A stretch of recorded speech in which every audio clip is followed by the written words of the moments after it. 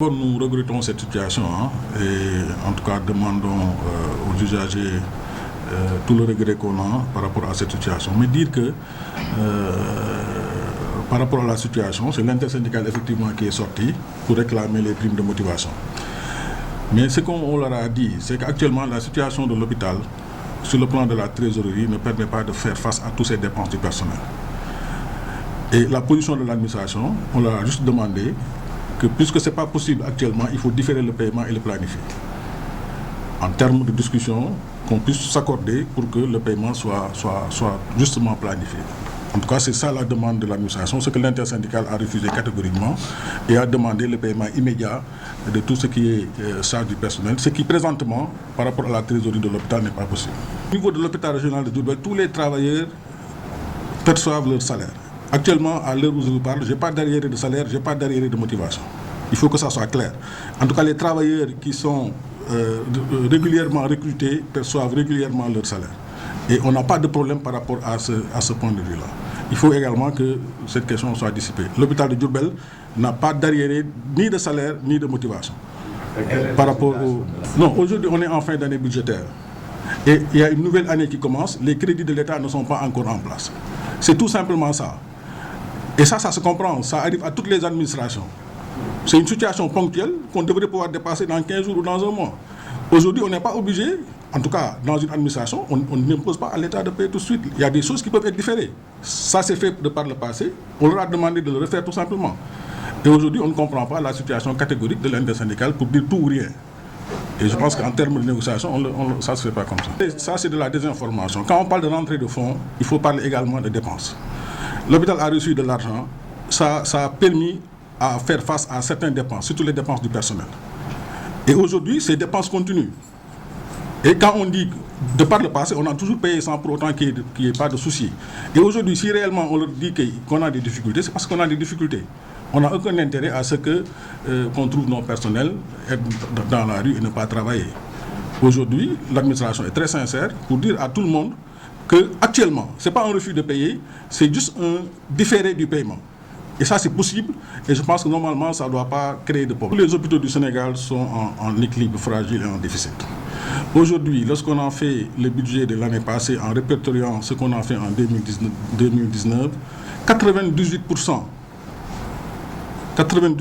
je dis bien 98% des recettes propres de l'hôpital, ce qu'on reçoit en termes de paiement PAF, retourne au personnel. Je vous donne un exemple précis.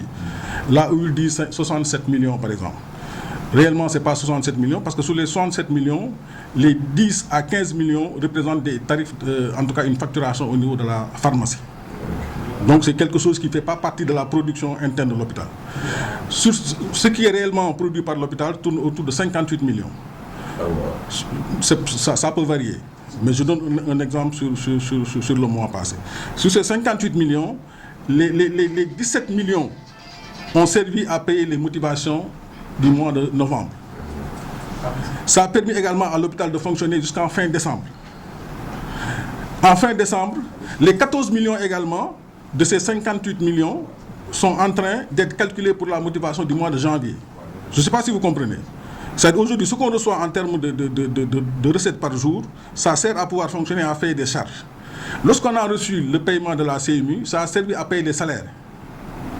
Et c'est pour ça qu'il faut un cumul. Aujourd'hui, rien que les charges du personnel liées à la motivation et au paiement des salaires au l'hôpital de Diourbel tournent autour de 60 millions mensuellement.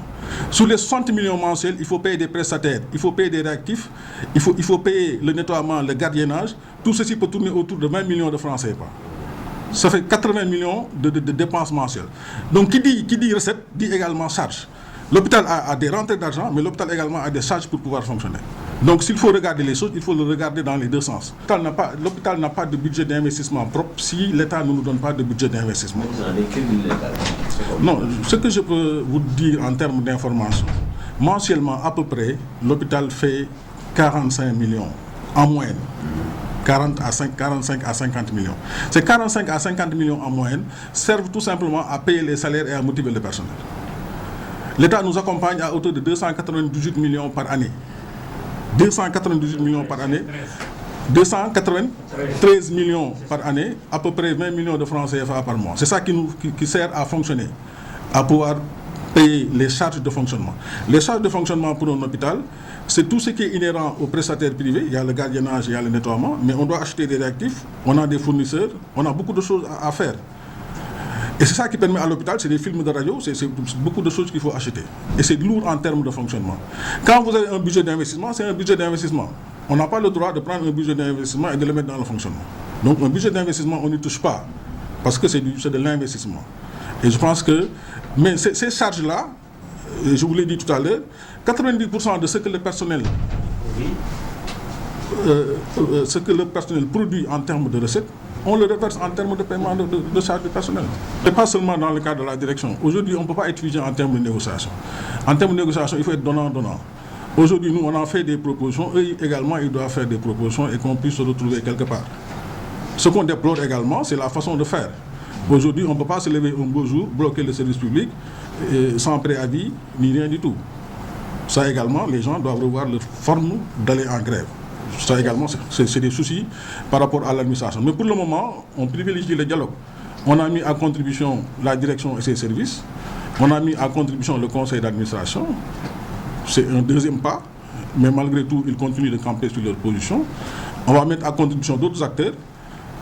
On verra ce que ça va donner. Mais pour le moment, on est quand même dans une logique de négociation et de dialogue. Quelle alternative vous avez pour soulager les patients? Non, aujourd'hui, on est en train de faire, en tout cas dans tous les secteurs, le service minimum. Les malades sont quand même pris en charge tant soit peu. Et l'administration également a pris des mesures pour pallier à certaines situations. Et nous pensons que, en tout cas, ça va permettre aux populations de se soulager.